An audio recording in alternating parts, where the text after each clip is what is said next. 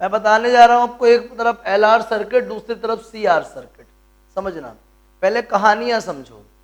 मान लीजिए मैंने एक सर्किट बनाया, उस पर रजिस्टेंस लगाया और आगे जाके मैंने उस पर इंडक्टर लगाया हुआ है, एल इंडक्टेंस वाला, और दोनों को ड्राइव करने के लिए मैंने सोर्स लगाया है, अल्टरनेटिंग सोर्स। अब बात को समझना, करंट फ्लो होगा इधर से भी इधर से भी। बात समझना, हमको बहुत अच्छे से मालूम है जब हम इंडिविजुअल इस रजिस्टर पे अल्टरनेटिंग सोर्स अप्लाई करते थे तो जिस डायरेक्शन में इसको वोल्टेज मिलता था उसी डायरेक्शन में करंट भी फ्लो होता था।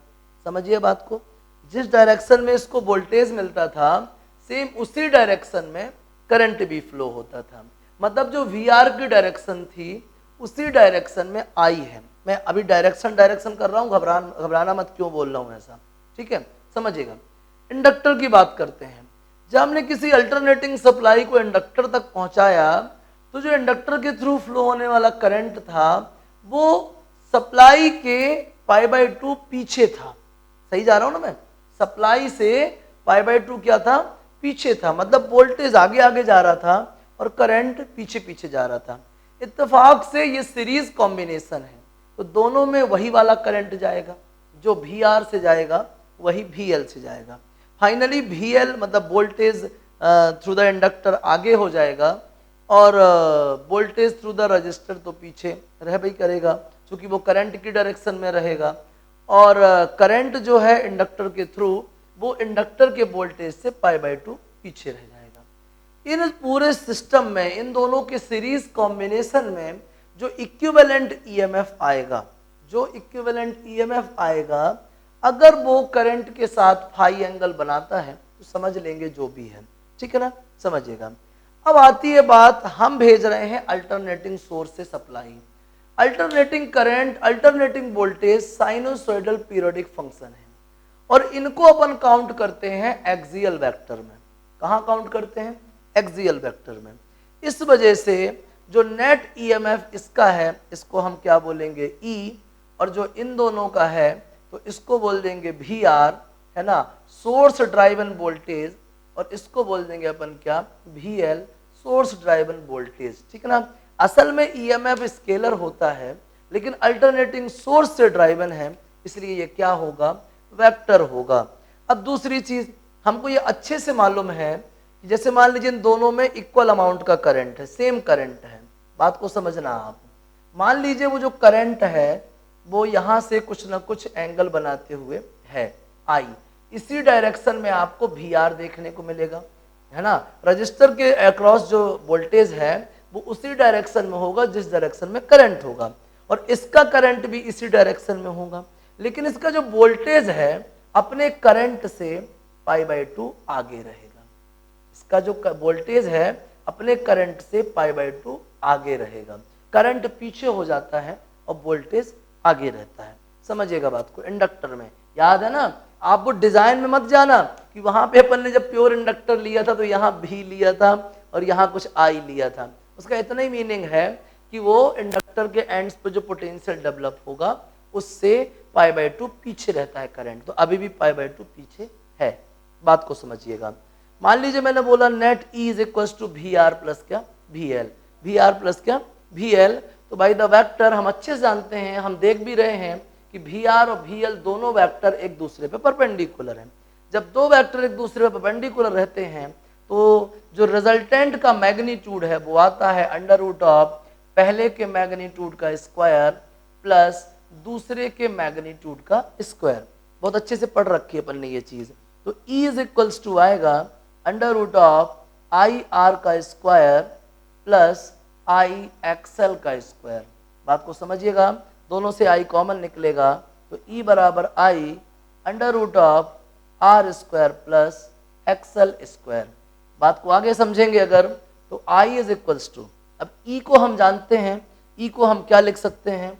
E0 sin ω t plus sin ω t, ठीक है ना, is equals to I0 sin ω t plus phi, ठीक है ना, √R² प्लस क्या?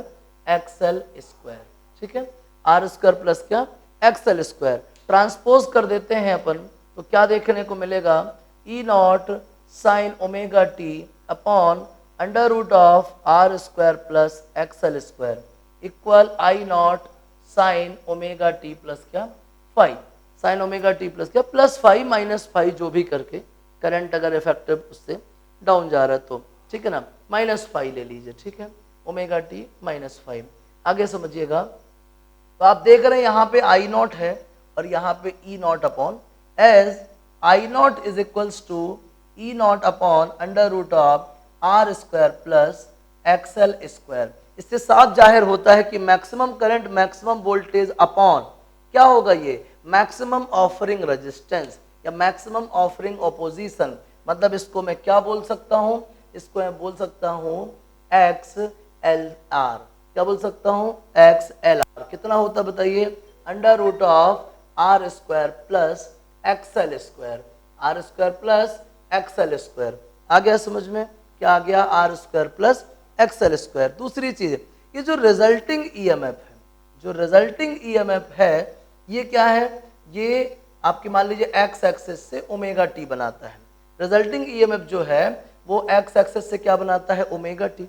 लेकिन जो करंट है वो इससे बनाता है ओमेगा टी -5, ठीक है ना, क्योंकि इन दोनों के बीच में फेज डिफरेंस कितना होगा, 5 फेज डिफरेंस होगा। अगर इन दोनों के बीच में 5 फेज डिफरेंस होगा तो रिजल्टिंग ईएमएफ अगर वी आर के साथ फाई एंगल बनाता है तो tan फाई का फॉर्मूला क्या, परपेंडिकुलर अपॉन बेस, तो परपेंडिकुलर कौन वी एल और बेस कौन वी आर। जल्दी से वैल्यू पुट कर दीजिए आप, वी एल की वैल्यू क्या होती है आई एक्सएल और वी आर क्या होता है आई आर, आई से आई कट जाएगा तो tan फाई क्या होगा एक्सएल अपॉन क्या आर। समझ चुके होंगे आप काफी हद तक कि अगर अपन आर और एल दोनों को सीरीज में कनेक्ट करके उनको जो है अल्टरनेटिंग सोर्स से सप्लाई देते हैं तो मैक्सिमम ऑफरिंग रेजिस्टेंस मतलब कि रिएक्टेंस कितना होगा, under root of R square plus XL square. और जो रिजल्टिंग ईएमएफ है वो उस करंट के साथ फाई एंगल बनाते हुए जाता है और उस फाई की वैल्यू क्या है, tan inverse XL upon are.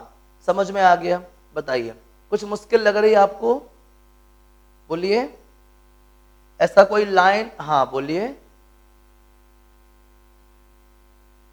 अच्छा समझ में आ गया सबको, ये क्लियर हो गया, जल्दी से नोट कर लीजिए फिर आगे बात करते हैं, नोट कीजिए प्लीज, समझिएगा। अब बता रहा हूं मैं आपको आरसी सर्किट, ठीक है, आरसी सर्किट तो पहले भी लगता है अपन कहीं पढ़ चुके हैं, याद है आपको, आरसी सर्किट पढ़ा था कहीं पे, बस ये जरूर है कि वहां पे अपन ने अल्टरनेटिंग सोर्स नहीं पढ़ा था, हैं, rise and decay of current, हाँ बहुत बढ़िया, याद है आप लोग को, बहुत बड़ी चीजें पढ़ा दी थी वो आउट ऑफ सिलेबस, समझना ध्यान से भैया। आरसी सर्किट में वही alternating supply, net EMF E is equals to vector V R plus vector V सी।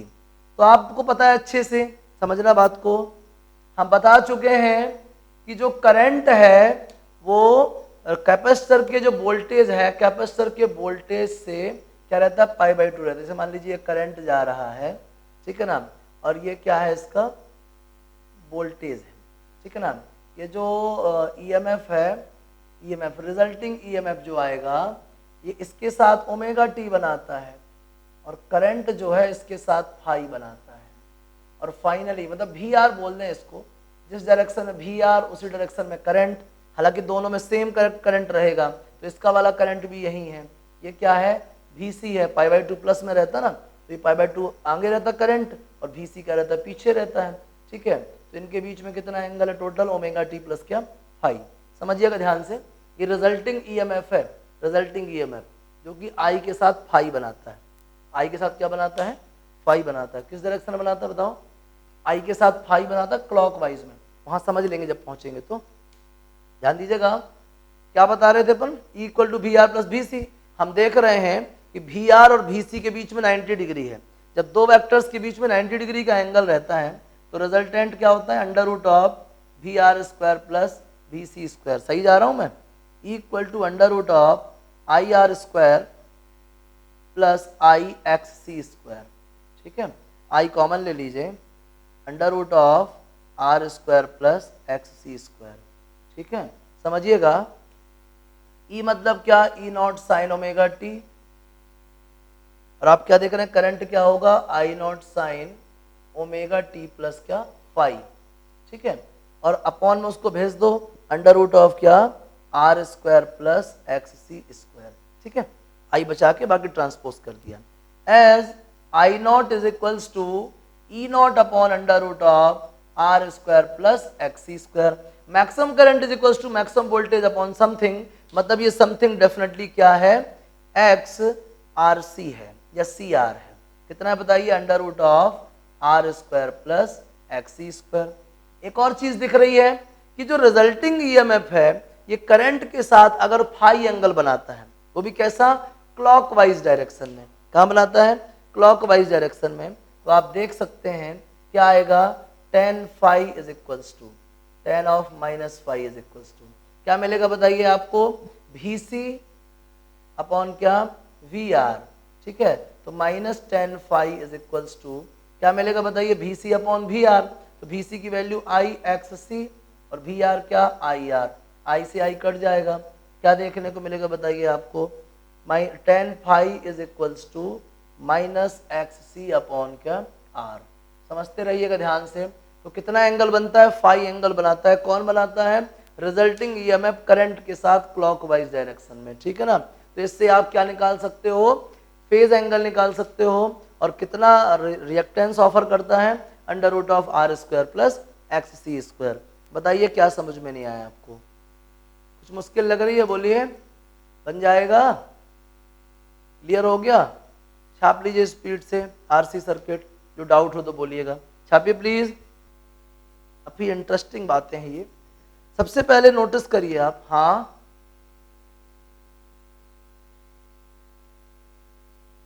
और तुम भी हॉट स्पॉट है, हाँ तुम हवा नहीं, तुम हॉट स्पॉट करवा लो ना ओ से।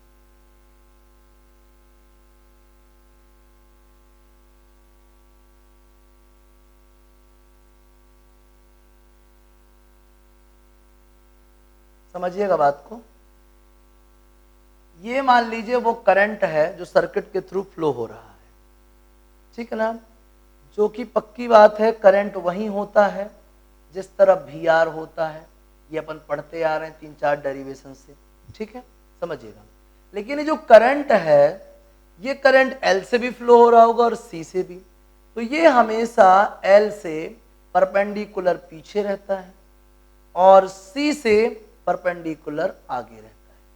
करंट जो है, ठीक है ना, C से π/2 फॉरवर्ड और L से π/2 बैकवर्ड आपको देखने को मिलेगा।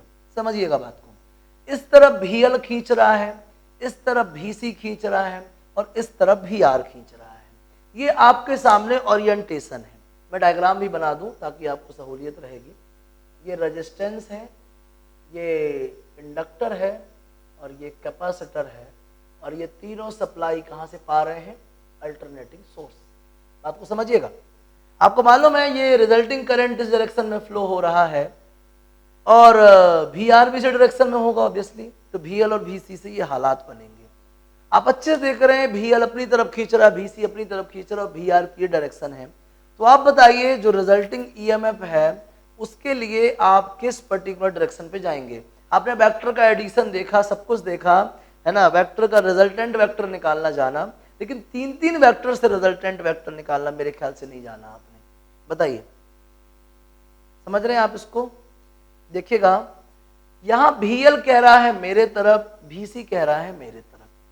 अगर VC का अमाउंट कम है, if VC is smaller than क्या, VL, अगर VC का अमाउंट कम है तो VL और VC क्या है, एक पर्टिकुलर, इनका दोनों का जो रिजल्टेंट है एक पर्टिकुलर डायरेक्शन में अलाइन हो जाएगा। देन क्या हो जाएगा, VLC की डायरेक्शन में मिल जाएगा आपको VL माइनस VC, ठीक है ना। तब आपको VLC मिल जाएगा कितना, modulus of VL minus VC। हम ये महसूस कर रहे हैं कि VL और VC दो अपोजिट वेक्टर हैं, तो इन दोनों के रिजल्टेंट का मैग्नीट्यूड क्या होगा, इन दोनों के रिजल्टेंट का मैग्नीट्यूड या तो VL माइनस VC होगा या फिर क्या होगा, या फिर VC माइनस VL होगा, ठीक है ना, या तो VL माइनस VC होगा या फिर VC माइनस VL होगा। बात को समझिएगा, बात को ध्यान से समझिएगा कि if VC is smaller than VL तो VLC का जो रिजल्टेंट है वो क्या होगा, VL माइनस VC। लेकिन अगर VL is smaller than VC तो क्या देखने को मिलेगा आपको देखने को मिलेगा VC माइनस VL। चलो मॉडुलस नहीं लगाते हैं क्योंकि अपन ने बता दिया पहले से कि ये रिजल्ट है। बात को समझिएगा, मैंने क्या बताया आपको कि VLC का मैग्नीट्यूड ये आएगा, VLC का मैग्नीट्यूड इस केस में ये आएगा, क्योंकि दोनों कैसे वेक्टर हैं, अपोजिट वेक्टर हैं। कैसे वेक्टर हैं, अपोजिट वेक्टर। और हम जानते हैं दो अपोजिट वेक्टर की रिजल्टेंट का मैग्नीट्यूड क्या होता है, उनके मैग्नीट्यूड्स के डिफरेंस के बराबर। हालांकि मैं यहाँ मॉडुलस लगा सकता था, लेकिन मैंने स्पष्ट कह दिया है कि VC बड़ा है, सॉरी VC छोटा है तो यह जाएगा, VL छोटा है तो यह जाएगा। समझ में आ गया। तो VC और VL का तो रिजल्ट आ गया, दोनों किसी एक पर्टिकुलर डायरेक्शन में अलाइन हो जाएंगे, या तो इस डायरेक्शन में या फिर इस डायरेक्शन में। लेट कर लो वो इस डायरेक्शन में अलाइन हो गए हैं, VL माइनस VC। सबको क्लियर हो रहा है, बराबर दिखाई दे रहा है सबको, अच्छे से क्लियर है सबको। तो वो एक पर्टिकुलर डायरेक्शन में VL माइनस VC मूव करने लगा। अब अगर अपन देखें, अगर VL और VC का नेट इफेक्ट VL की डायरेक्शन में है तो अब VLC, इसको VLC लिख देते हैं और अच्छा लगेगा, VLC और VR दोनों एक दूसरे के परपेंडिकुलर हैं, दोनों एक दूसरे के हैं परपेंडिकुलर। चलिए आगे बात करते हैं।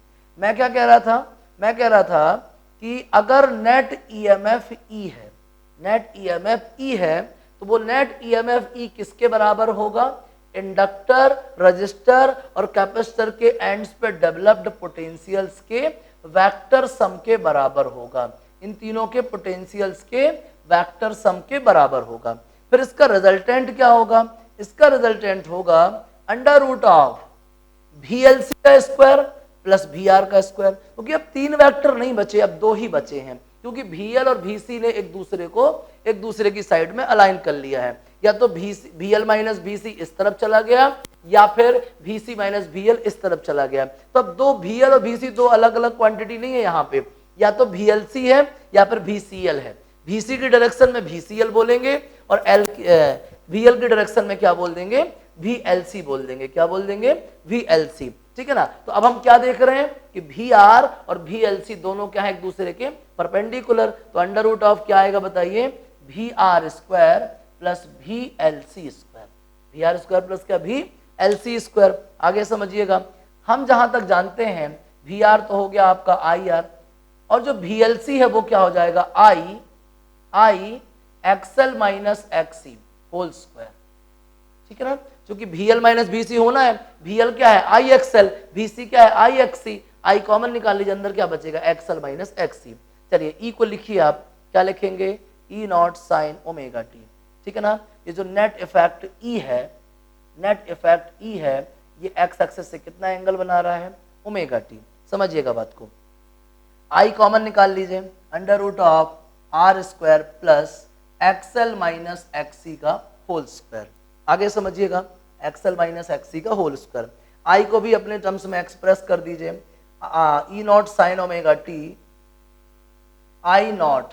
अब देखिए I, अगर ये E नेट इफेक्ट अगर करंट के साथ अगर फाई एंगल बनाता है तो I कितना बना रहा होगा, omega T minus five.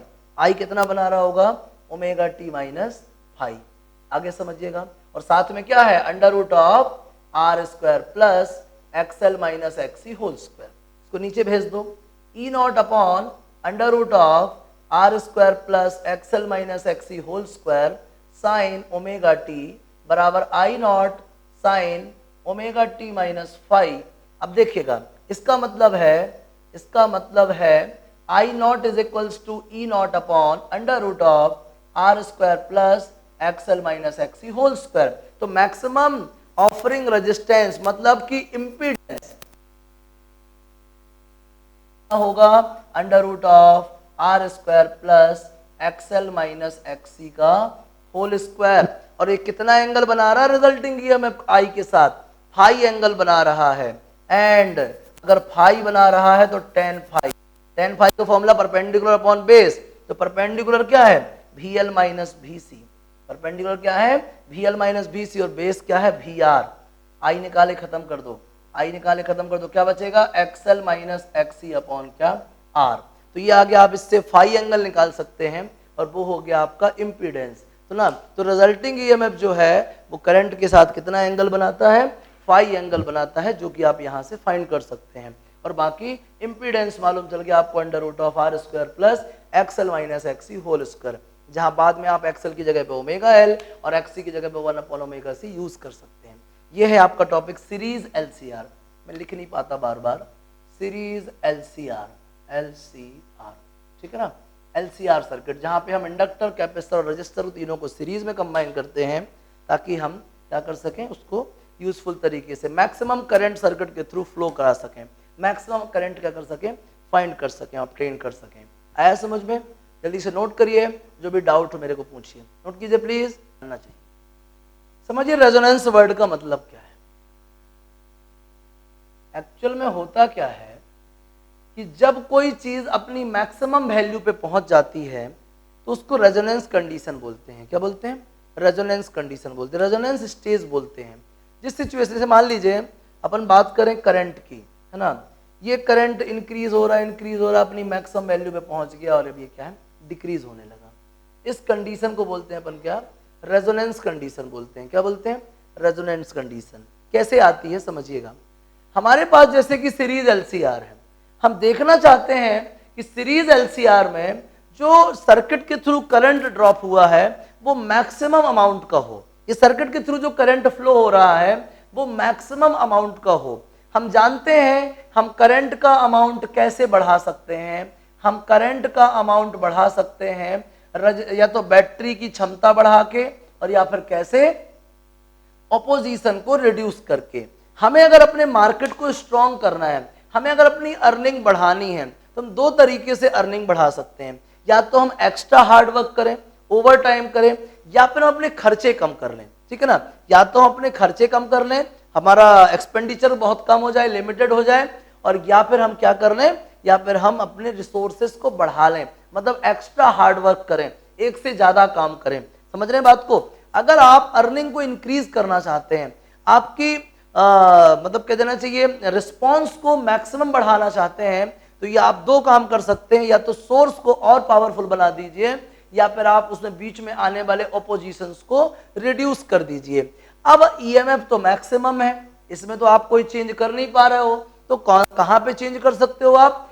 ZLCR में चेंज कर सकते हो। और ZLCR की वैल्यू कितनी है बताइए? Under root of R square plus XL minus XC का होल स्क्वायर। अब बात समझिए, पहली चीज तो रूट है, ठीक है। दूसरी चीज दो क्वांटिटीज का स्क्वायर है, R का भी स्क्वायर है और XL माइनस XC का स्क्वायर है। किसी भी क्वांटिटी का स्क्वायर, किसी भी रियल क्वांटिटी का स्क्वायर कभी भी नेगेटिव नहीं होता, हमेशा क्या होता है? पॉजिटिव। मतलब ये भी पॉजिटिव क्वांटिटी है, ये भी पॉजिटिव क्वांटिटी है, दोनों पॉजिटिव क्वांटिटी का सम भी क्या होगा? पॉजिटिव क्वांटिटी होगा। मतलब ये वैल्यू अभी हमको सामने से रिड्यूस होती नहीं दिख रही है। हम इसमें से कुछ माइनस कर दें तो ये कम हो जाए, या इसमें से कुछ माइनस कर दें तो ये कम हो जाए, जबकि दोनों ऐड हो रहे हैं। R का भी स्क्वायर है, XL माइनस XC का स्क्वायर है, दोनों पॉजिटिव क्वांटिटी है, बीच में प्लस है। दोनों पॉजिटिव क्वांटिटी के बीच में अगर प्लस होगा, इसका मतलब दोनों क्वांटिटी ऐड ही होंगी। या तो दो में से एक खत्म हो जाए, या फिर दो में से एक दूसरे को कुछ ना कुछ कैंसिल कर दें। क्या कर सकते हैं हम? या तो एक दूसरे को कैंसिल कर दें, या फिर दो में से कोई एक क्वांटिटी खत्म हो जाए। तो कैंसिल होंगी नहीं, क्यों? दोनों का नेचर सेम है। सेम नेचर वाली क्वांटिटी एक दूसरे को कैंसिल नहीं करती हैं, सेम नेचर वाली क्वांटिटी तो हमेशा ऐड होती हैं। तो बताइए आप किस तरीके से इसको रिड्यूस कर सकते हैं, किस तरीके से आप ZLCR की वैल्यू कम कर सकते हैं, खुद ही सोच के बताइए। या तो आप दो में से किसी एक क्वांटिटी को खत्म कर सकते हैं, इसके अलावा कोई दूसरा ऑप्शन नहीं है आपके पास। दो में से किसी एक क्वांटिटी को खत्म कर सकते हैं। मान लीजिए मैं कह रहा हूं कि आप R को खत्म कर दीजिए, तो यार आप रजिस्टर तो लगाओगे, रजिस्टर नहीं लगाओगे तो ये ZLCR कहाँ मिलेगा आपको? बात ही शुरू नहीं होगी, गुंजाइश ही नहीं है। तो रजिस्टर लगाना जरूरी है। तो क्या XL खत्म कर दें? नहीं, XL भी खत्म नहीं कर सकते क्योंकि इंडक्टर लगाना जरूरी है। तो क्या चाहते हो? XC खत्म कर दें? नहीं, वो भी नहीं खत्म कर सकते, वो भी लगाना जरूरी है। तीनों का प्रेजेंस जरूरी है, उसके बावजूद आप इसको कैसे रिड्यूस कर सकते हैं? आपका दिमाग चला? जल्दी बोलो। उसके बावजूद आप इसको कैसे रिड्यूस कर सकते हैं? बोलिए, है आपके दिमाग में कुछ भी? देखिए, आर अकेला है, आप आर को खत्म नहीं कर सकते क्योंकि आर का एग्जिस्टेंस जरूरी है। इंडिविजुअल आप एक्सएल को खत्म नहीं कर सकते, इंडिविजुअल आप एक्सी को खत्म नहीं कर सकते। लेकिन सोच के देखिए, अगर आप एक्सएल और एक्सी को इक्वल कर दें तो ये क्वांटिटी अपने आप खत्म हो जाएगी। मतलब सिर्फ आर स्क्वायर बचेगा, आर स्क्वायर के साथ ऐड होने वाला कोई नहीं होगा। मैंने क्या बोला? ना मैंने कहा कि एक्सएल रिमूव करो, ना मैंने कहा एक्सी रिमूव करो, ना मैंने कहा आर रिमूव करो। उल्टा क्या कर दो? एक्सएल और एक्सी को बराबर कर दो, एक्सएल और एक्सी को इक्वल कर दो। अगर एक्सएल और एक्सी इक्वल हो जाएंगे, अपने आप कैंसिल हो जाएंगे, यहां से सिर्फ क्या बचेगा? आर। तो at resonance XL minus XC को क्या होना चाहिए? 0 होना चाहिए। रेजोनेंस में यही एक ऑप्शन है कि एक्सएल और एक्सी को क्या होना चाहिए? 0। और ये कैसे पॉसिबल है? जब एक्सएल और एक्सी क्या हो जाए? बराबर हो जाए। एक्सएल का फॉर्मूला क्या? Omega L. एक्सी का फॉर्मूला क्या? 1 अपॉन ओमेगा सी। चलिए ओमेगा को उस तरफ भेज दीजिए। ओमेगा स्क्वायर बराबर 1 अपॉन एल सी। तो ओमेगा बराबर क्या आएगा बताइए? 1 upon root of L C. ये वो एंगुलर फ्रीक्वेंसी है जिस सिचुएशन में ये क्या है? रेजोनेंस कंडीशन में पहुंच चुका है। मतलब करंट जो है सर्किट के थ्रू मैक्सिमम अमाउंट में फ्लो हो रहा है। तो उस समय एंगुलर फ्रीक्वेंसी का फॉर्मूला क्या होगा? 2 पाई एफ। लेकिन कौन सा एफ? Resonant F. कौन सी frequency? Resonant frequency. 1 upon under root of क्या? L C. तो F R is equals to क्या होगा? 1 upon 2 pi under root of क्या? L C. अगर इस फ्रीक्वेंसी से अगर आपके चार्ज पार्टिकल ऑसिलेट होते हैं तो ये मान के चलिए कि आपके पास मैक्सिमम अमाउंट का करंट होगा। सीरीज एलसीआर में मैक्सिमम अमाउंट का करंट आप क्या करा सकते हैं? फ्लो करा सकते हैं, अगर इस फ्रीक्वेंसी का चार्ज क्या है? ऑसिलेट होता है। तो अगर फ्रीक्वेंसी इस तरीके की है तो आप मैक्सिमम अमाउंट का करंट फ्लो कराएंगे। इसी को बोलते हैं रेजोनेंट कंडीशन। क्या बोलते हैं? Resonant condition. समझ में आ गया? तो वो सिचुएशन जहां पे ओमेगा एल और ओमेगा सी एक्सएल और एक्सी इक्वल हो जाएंगे, उस सिचुएशन में सीरीज एलसीआर के through maximum amount of current flow होगा और इसी सिचुएशन को बोलते हैं रेजोनेंस सिचुएशन। समझ में आ गया सबको? बताइए जल्दी से, क्या कंफ्यूजन है? क्या डाउट है? बताइए, क्या चीज समझ में नहीं आई आपको? ये कहलाता है रेजोनेंस। नोट कर लीजिए जल्दी स्पीड से।